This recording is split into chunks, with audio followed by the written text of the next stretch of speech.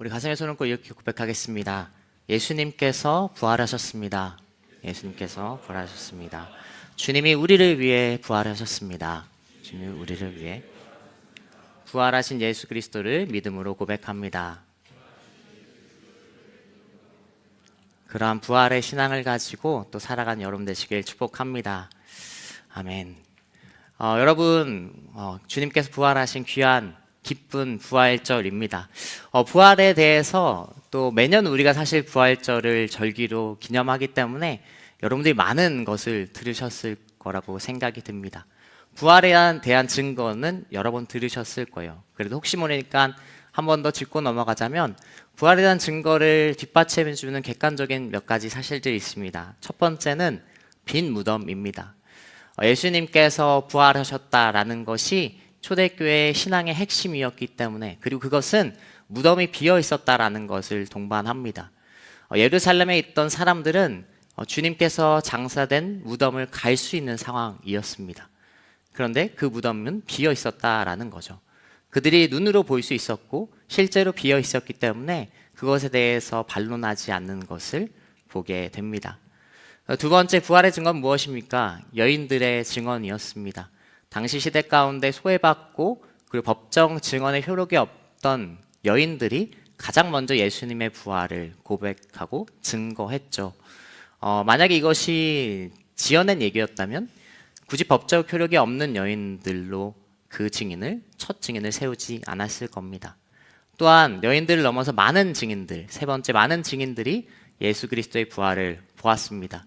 고린도전서 15장을 보게 되면 우리가 아는 복음서의 예수님을 본 제자들, 또 엠마오의 두성, 또 여인들 외에도 500여 명이 되는 사람들, 제자들이 주님의 부활을 목격했다라는 것을 우리는 말씀을 통해 보게 됩니다.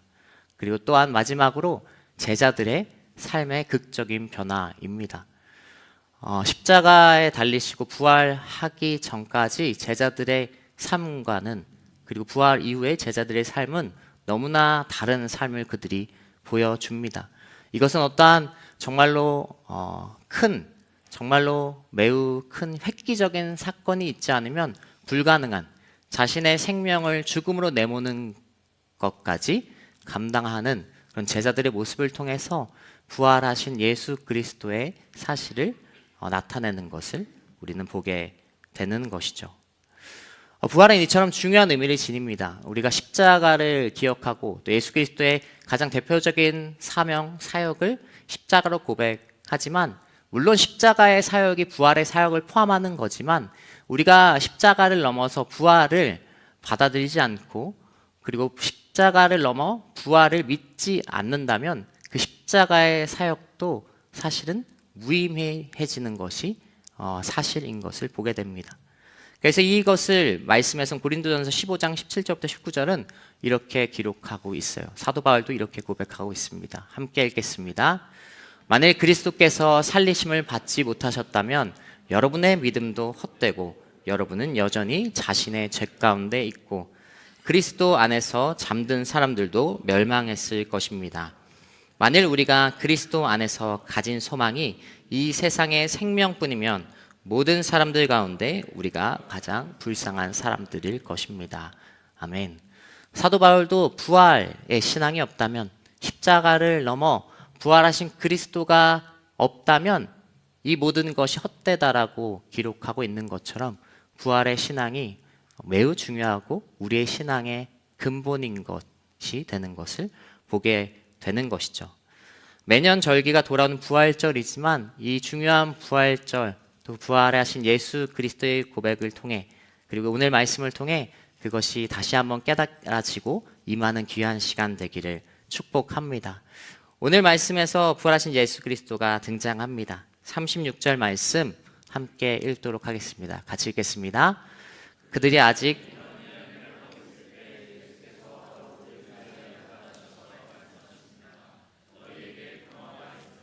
아멘.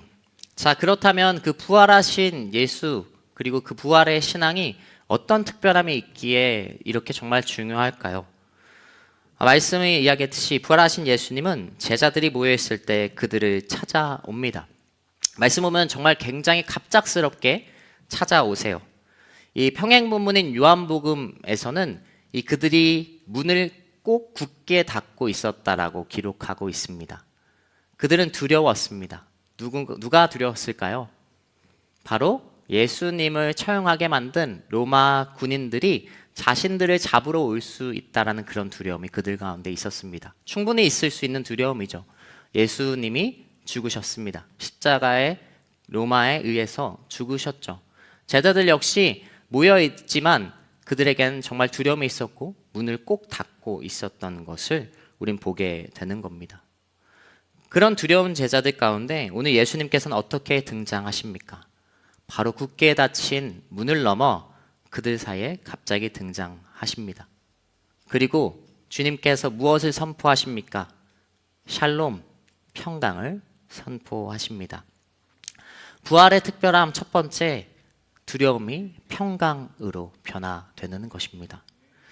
여러분, 오늘 문은 굳게 닫혀 있지만 주님의 등장을 막지 못합니다. 굳게 닫혀 있을지라도 주님을 막을 수 없는 것이죠.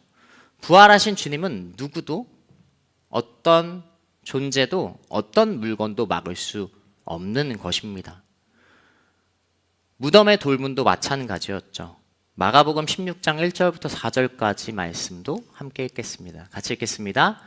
안식일이 지난 뒤 막달라 마리아와 야고보의 어머니 마리아와 살로메는 예수의 시신에 바르려고 향품을 사두었습니다. 그 주가 시작되는 첫날 이른 아침 해가 막 돋을 때 여인들은 무덤으로 가고 있었습니다. 그들이 서로 말했습니다. 무덤 입구에 있는 돌덩이를 누가 굴려줄까? 그런데 여인들이 눈을 들어보니 돌덩이가 이미 옮겨져 있었습니다. 아멘. 자, 무덤에 큰 돌이 막고 있었습니다. 여러분, 이 당시 무덤을 막는 돌은 그냥 적당히 보통의 큰 돌이 아니에요. 성인 남자가 여러 명이 붙어도 옮기기 힘든 돌이어서 이 여러 사람들이 지렛대의 원리를 이용해서 이 무덤의 돌을 옮겼다라는 것입니다. 정말로 크고 무거운 돌이었다라는 것이죠. 그 돌이 막고 있는데 사실 우리가 읽었던 말씀 보면 사실 여인들의 이 믿음의 모습이 대단하지 않습니까? 이 돌을 옮길 사람을 생각하지 않고 미리 향품을 사두고 무덤으로 가면서 막 약간 물론 주님께 죽으셨으니까 그렇게 해맑진 않았겠지만 그냥 가면서 누가 우리 무덤에 돌을 옮겨줄까 막 이렇게 이야기하는 모습을 보면 조금은 다른 이야기지만 여인들의 믿음이 굉장히 엄청난 또 위대한 것을 우리는 보게 됩니다. 아마 여인들이 나온 이 분들은 굉장히 피성향의 소유자였던 것 같아요. 보통은 이제 그래도 향품을 사두고 무덤에서 시신에 바를 걸 생각하면 돌을 옮겨줄 사람을 생각하고 가잖아요. 근데 가면서 누가 무덤에 돌을 옮겨줄까 이렇게 가고 있는 것이죠. 돌아와서 그처럼 이 무덤에 굳건한 돌이 분명히 존재했는데 그런데 부활하신 예수님을 막고 있는 그 돌은 절대로 부활하신 예수를 막을 수 없던 것이죠. 굳게 닫힌 문, 무거운 돌문도 주님을 막을 수 없습니다. 여러분, 이것은 물리적인 문만을 이야기하지 않습니다. 우리의 마음, 영혼의 문도 마찬가지죠. 이미 부활하신 그리스도께서는 오늘 내 안에 살아 계십니다. 이것은 이미 사실이고 진리이기 때문에 부활하신 예수님께서 이미 우리 가운데 그리고 내 안에 살아 계세요. 그리고 나와 함께 하시고 우리 가운데 무엇을 선포하고 계십니까? 나왔던 말씀처럼 평강이 있을지어다라고 선포하고 계세요. 평안해라 말씀하고 계십니다. 그런데 여기서 중요한 것은 이 오늘 말씀에 나오지만 제자들이 눈앞에 예수님을 보고 믿지 못합니다. 오히려 그들의 반응은 어때요? 37절 말씀 함께 읽겠습니다. 같이 읽겠습니다. 그들은 유령을 본 줄 알고 놀라며 무서워했습니다. 아멘. 오히려 제자들은 분명히 예수님께서 눈앞에 계신데 그것을 믿지 못하고 의심하고 두려워하죠. 우리도 동일합니다. 주님께서 분명히 살아계시고 내 안에서 평강을 선포하시는데 우리는 그 주님의 계심을 깨닫지 못하는 것이죠. 동일하게 세상의 두려움, 세상에서 주는 소리와 여러 어려움 가운데 우리는 하루하루 두려움에서 살고 있어서 주님의 평강의 메시지를 듣지 못하는 것이 우리의 모습인 것을 보게 됩니다. 왜 우리는 주님의 음성을 듣지 못할까요? 새벽 예배 때도 얘기했지만 우리는 세상의 소리에 너무나 귀를 기울이고 있어서 그렇기 때문입니다. 주님의 소리는 평강을 선포하시고 우리 가운데 두려움에 떨고 있는 세상 가운데 정말로 어려움 가운데 살아가고 있는 우리 본인에게 주님께서 평강을 선포하시지만 그 소리를 듣지 못하는 것이죠. 다른 세상의 소리에 휩쓸려 있기 때문에 그렇습니다. 우리에게 필요한 것은 뭐예요? 주님의 음성만을 귀를 기울이는 것이 필요한 것이죠. 이 노이즈 캔슬링 이어폰과 같은 것입니다. 여러분이 세상의 많은 소리를 듣지만 그리고 세상의 많은 소리, 노이즈 캔슬 이어폰을 쓰면 많은 음악을 이제 주변에 소리가 있지만 노이즈 캔슬링 이어폰 기능을 키면 어때요? 그 음악 소리, 내 같은 음악 소리만 들리는 것이죠. 세상의 소리를 차단할 때 우리는 부활하신 주님을 내 안에 이미 살아계시고 평강을 선포하고 계신 주님을 만나게 되는 것입니다.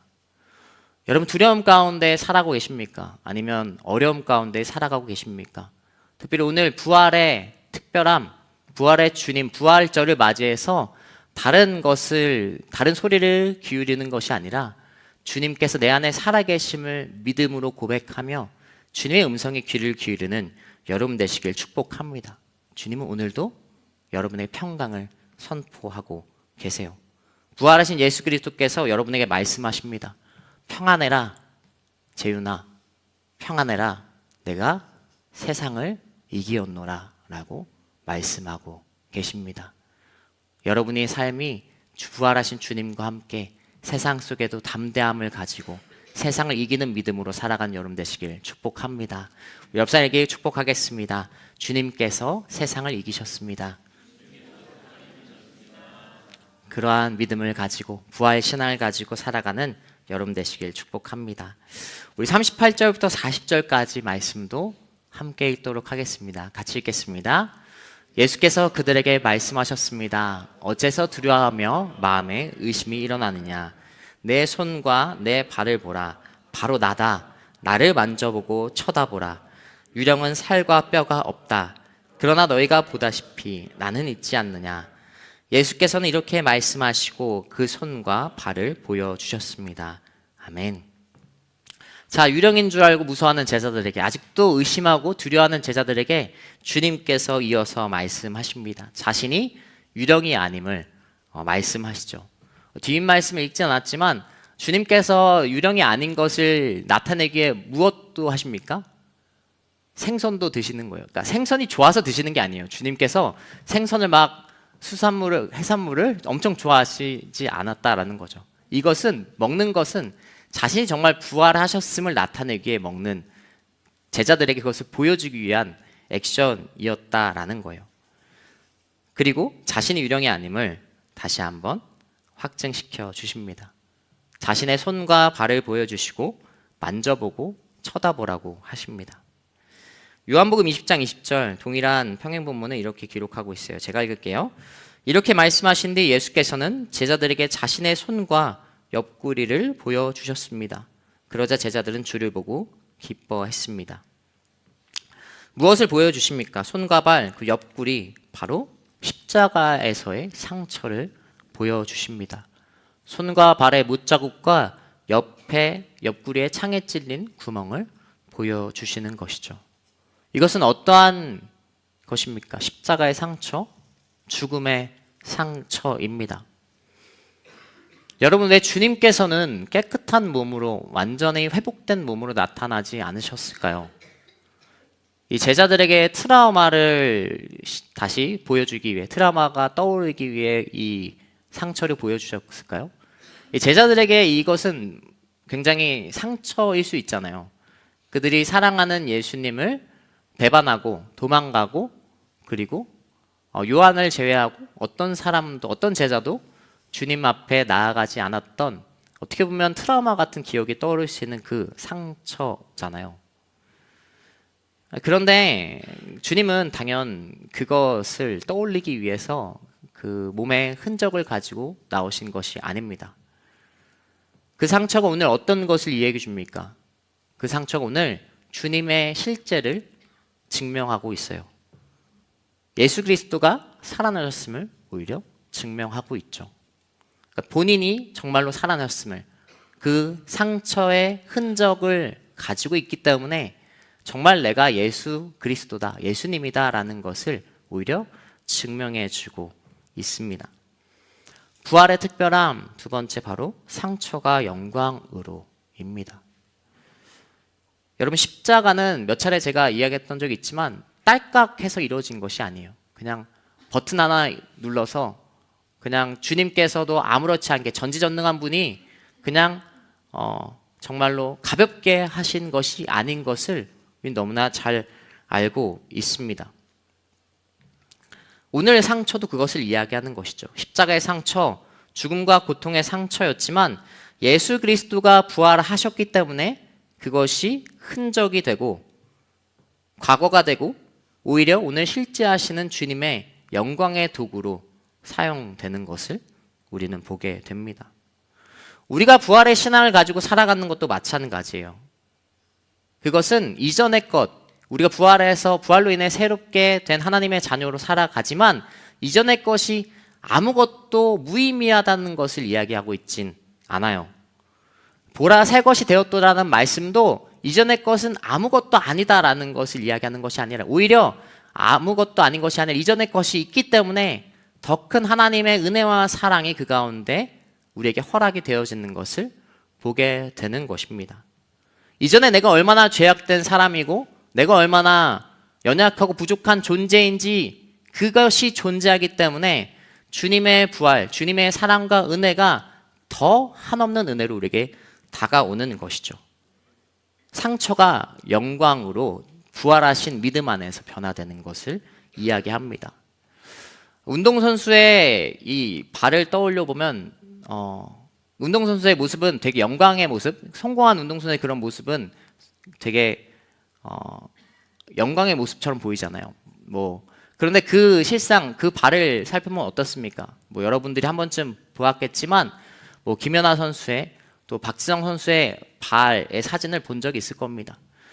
그 영광의 모습, 오늘의 성공의 모습 뒤에는 과거에 얼마나 큰 상처와 정말로 고통이 따르는지를 우리는 보게 되는 것이죠. 그 고통과 상처가 있기 때문에 오히려 큰 영광을, 그 더할 수 없는 기쁨이 그 가운데 허락되는 것을 보게 되는 것입니다. 운동선수의 발이 아니더라도 우리 가운데 실생활에도 그러한 경험이 많이 있는 것을 보게 됩니다. 제 주변에도 그런 이제 분이 계세요. 그런 분이 한 케이스가 하나 있었어요. 이 오래된 차, 이제 10년 정도 탄 차를 이제 새 차로 바꾸려고 이제 살려고 준비했던 친구가 있습니다. 근데 이제 사기 전에 이런 얘기를 한 거예요. 10년 된 차를 떠나보내는 게 약간 뭔가 울적하다. 뭔가 그냥 가볍게 보내지 못하겠다라고 이야기했는데 이 새 차를 맞이한 순간 그 기분은 다 날아가는 거죠. 10년 된 차, 근데 그냥 얼마 되지 않은 사람, 정말로 1년 된 차, 1년 타고 새 차를 바꾸는 경우보다 정말로 과거에 그 깊은 또 긴 기간 이 차를 10년 동안 몰았던 사람이 새 차를 살 때 더 큰 기쁨과 또 행복이 그 가운데 있는 것을 보게 됩니다. 이전이 있었기 때문에 더욱 찬란하게 빛나는 것을 우리는 보게 되는 것이죠. 여러분, 오늘 어떤 고통과 상처 속에 살아가고 계십니까? 우리의 고통과 상처는 부활의 신앙을 통해 생명과 영광의 증거가 될 수 있습니다. 오늘날 내가 맞이하고 있는 고통과 고난과 상처는 주님의 부활 안에서 생명과 영광의 증거가 되는 것이죠. 회복과 사랑의 역사가 됩니다. 나의 연약함, 이야기했던 나의 부족함, 그리고 지금 내가 마주하고 있는 어떤 고난과 상처일지라도 주님의 부활하심을 바라보는 사람, 또 부활의 신앙을 가진 사람은 그것을 통하여 주님께 영광을 돌릴 수 있는 것이죠. 제가 한 3년 전에 이 구절을 인용했는데 너무 좋아서 다시 한번 인용하겠습니다. 기억을 못 하실 거라고 생각이 들기 때문에 이 부활 신앙에 대해서 보네퍼 목사님이 이렇게 이야기했습니다. 부활을 아는 사람은 절망할 수 없다라고 이렇게 이야기하셨습니다. 왜냐하면 그 부활의 기쁨이 압도적인 기쁨이기 때문에, 압도적인 감사이기 때문에 절대적인 기쁨이 그 가운데 동반되기 때문에 그래요. 내가 비록 오늘 어려움과 상처 가운데 있지만 주님 안에서 부활하신 주님을 볼 때 그 상처가 회복이 될 것입니다. 그 상처가 주님 안에서 다시 영광의 흔적으로 변화될 것입니다. 고통 속에 우리는 무엇을 떠올려야 됩니까? 지금 과정의 불가함을 여러분 고백할 수 있는 여러분 되시길 축복합니다. 끝은 정해져 있어요. 부활하신 주님께서 이미 승리하셨습니다. 생명과 영광이 우리에게 주어져 있습니다. 예수 그리스도의 보혈로 우리는 씻김을 받았고 우리는 승리케 되었어요. 십자가의 상처가 부활하신 예수님을 인해 영광의 증거가 되어진 것처럼 여러분의 고통 속에도 그리스도의 보혈로 우리를 승리케 하신 주님을 바라보기를 여러분 축복합니다. 그리스도의 보혈로 우리는 생명을 얻었고 회복이 되어졌습니다. 내가 사망을 이기었노라. 세상을 이긴 것뿐 아니라 사망을 이기고 죄를 이기신 예수 그리스도를 바라볼 수 있는 여러분 되시길 축복합니다. 우리 옆 사람 이렇게 축복하겠습니다. 주님께서 사망을 이기셨습니다. 그러한 귀한 생명의 고백, 또 사랑의 고백이 우리 가운데 임하길 축복합니다. 우리 마지막으로 44절, 45절 그리고 48절 말씀을 함께 읽도록 하겠습니다. 같이 읽겠습니다. 예수께서 그들에게 말씀하셨습니다. 내가 전에 너희와 함께 있을 때 모세 율법과 예언서와 시편에서 나에 대해 기록된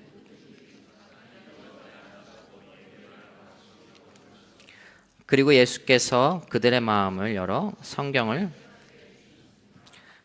너희는 이 일들의 증인이다. 아멘. 자, 예수님께서는 공생애기간 몇 차례나 자신의 십자가 사역에 대해 말씀하셨습니다. 오늘 그것을 다시 말씀하시고 상기시켜 주시죠. 그리고 말씀처럼 어떤 역사가 일어납니까?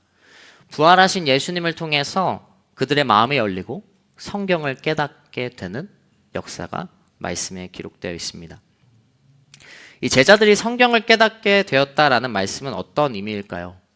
이 44절에 나오지만 모세 율법과 예언서와 시편, 즉 구약의 성경을 통해 구원자 메시아에 대해 기록된 모든 일이 이루어지는 것을 그들이 깨달았다라는 것을 이야기합니다.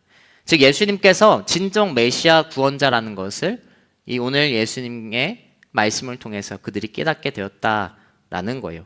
이전까지는 그것에 대해 의심하고 정말 맞나라는 그 메시아라면, 예수님께서 구원자라면 왜 십자가의 죽임을 당하실까라는 그러한 상태에 머물렀지만 오늘 주님께서 말씀하실 때 정말 예수님이 구원자, 메시아, 그리스도이시구나라는 것을 그들이 깨닫게 되었다라는 것이죠. 그리고 제자들은 어떤 삶을 살아갑니까? 두려움에 꼭 닫아두었던 문이 열리게 됩니다. 숨어있던 그들이 세상 가운데 나아갑니다. 누가복음을 넘어 사도행전, 사도들이 증인으로 살아가는 하나님의 역사가 제자들을 통해 쓰이는 것을 바라보게 되는 것이죠. 부활의 특별함, 세 번째, 개인에서 증인으로 나아가는 삶입니다. 제자들은 부활 이전에 자신의 개인에게 중심을 가지고 살아갔던 사람들이었어요. 자신의 영광, 주님께서 로마를 전복하실 때, 세상을 변화시킬 때 나의 자리가 어디인지가 중요했던 개인에게 머물렀던 사람들이었죠. 그리고 두려움에 그리고 절망 가운데 있던 개인만을 바라보는 삶이었습니다. 그런데 부활하신 주님을 만나고 부활의 신앙을 가진 그들은 더 이상 개인에게 초점을 맞추지 않고 증인으로 사는 삶을 살아가게 됩니다. 그들의 중심이 예수 그리스도로 옮겨지는 것을 우린 보게 되는 것이죠. 아까 간증처럼 오늘 준비한 것도 바뀐 것은 없어요. 여전히 로마의 군인들은 제자들을 위협하는 존재이고, 그리고 그들은 소수이고, 그들은 힘이 없는 존재들이었습니다. 그들의 신분이 바뀌지 않았고, 그들의 직업이 바뀌지 않았고, 그들의 삶은 동일했어요. 그런데 그들에게 모든 삶이 변화되는 것이 임하는 것이죠. 어떻게 이것이 가능했을까? 어떻게 이것을 그들이 그러한 삶을 살아갔을까? 재판을 떠올려 보면 우리가 조금 알 수 있습니다. 여러분, 재판에서 확신을 가지는 경우는 어떠한 경우입니까? 재판에서 내가 승리할 것이라는 걸 확신을 가질 수 있는 것은 어떠한 때 그럴까요? 제가 아직 법원을 간 적이 없어서 확실히는 모르지만 유추할 수 있는 것은 확실한 증거가 있을 때 그렇습니다. 첫 번째로 확실한 증거가 있을 때, 주님께서 다시 사셨다라는 확실한 증거를 가지고 제자들은 그렇게 변화되었어요. 그리고 또 한 가지 확실한 증거 속에 그 재판이 공정한 재판일 때 두려움 없이 확신을 가지고 재판에서 나아갈 수 있을 겁니다. 공정한 재판이 이루어지려면 재판의 판정을 내리는 재판관이 공정해야 돼요. 제자들의 삶이 증인으로 바뀌어진 삶에는 확실한 증거와 이 재판관이 주님이라는 믿음의 고백이 그들 가운데 있었다라는 거죠. 세상의 주관자, 그리고 세상을 통치하시는 분이 처음 아까 얘기했던 것처럼 메시아 분이 예수님이라는 확신이 그들 가운데 있었기 때문에 그들은 증인의 삶으로 살아갈 수 있었던 거예요. 그리고 주님께서 그들과 함께 하신다라고 약속했기 때문에 그들은 더 이상 개인의 삶에서 머무르지 않고 증인의 삶으로 살아갑니다. 여러분, 부활의 신앙을 가진 사람은 삶으로 나타내게 되어 있어요. 48절처럼 그들이 증인이 된 것처럼 우리도 마찬가지로 부활의 신앙을 가진, 부활의 특별함을 가진 증인으로 살아간 여러분 되시길 축복합니다. 주님을 믿는다라고 하면서 십자가의 사랑과 은혜를 고백하면서 부활이 분리되지 않는 믿음이 되길 축복합니다. 부활하신 신앙 속에 내가 증인으로 살아가는 개인의 구원과 개인의 신앙, 나 혼자의 신앙이 아닌 오늘 부활절을 맞이하며 이 기쁜 소식을 여러분 삶에서 증거하고 세상의 주관자가 주님이란 믿음 아래 두려움이 아니라 세상의 소리에 귀를 기울이는 것이 아니라 주님의 소리에 기울이고 또 주님께 나의 모든 고백을 드릴 수 있는, 그리고 나의 상처와 그리고 나의 연약함도 주님께서 영광으로 바뀌실 것을 믿으며 살아간 여러분 되시길 축복합니다. 그래서 내일 여러분 동일한 하루겠죠. 바뀐 것은 없을 겁니다. 여러분의 삶의 자리는 똑같을 것이고 오늘 그만두지 않으셨다면 직장은 똑같을 것이고 그리고 동일한 환경 속에 살아갈 겁니다. 그러나 부활의 신앙을 가진 사람은 모든 것이 변하기 시작합니다. 하루의 끝과 하루의 시작에 주님의 십자가와 주님의 부활로 끝을 맺으시고 시작을 하시는 여러분 되시길 축복합니다. 요한계시록 22장 13절 제가 읽겠습니다. 말씀 이렇게 기록합니다. 나는 알파와 오메가요 처음과 마지막이요 시작과 끝이다. 그 믿음의 고백, 이 말씀의 고백이 오늘 한 주를 살아가는 우리의 고백이 되길 축복합니다. 우리 말씀을 기억하고 찬양하며 기도하며 나아가도록 하겠습니다. 여러분, 부활절에 우리는 달걀을 나눠줍니다. 너무나 귀한 또 그런 행동이죠. 달걀이 생명과 재생을 상징하기 때문에 예수님의 부활을 기념하며 나누기 시작했고, 이 딱딱한 껍질이 깨어지는 것을 통해서 죽음을 이기고 다시 살아난 것을 상징하는 그런 의미를 가지고 있습니다. 부활절 우리가 달걀을 나눠주는 그런 행동이 행동 한 번에 머물지 않길 축복합니다. 그래서 우리의 삶이 달걀로 나눠지는 어떤 한 번의 행동이 아니라, 물론 그 행동 너무 좋은 행동이지만 그보다 우리의 근본적인 신앙이 부활의 신앙으로 삶이 이어져야 되는 것이죠. 그러한 삶은 축복된 삶, 기쁨과 평강의 삶일 것입니다. 삶이 부활의 삶이라는 것을 고백하며 나아가는 귀한 시간 되었으면 좋겠습니다. 우리 자리에 나와서 찬양하면서 나아가도록 하겠습니다.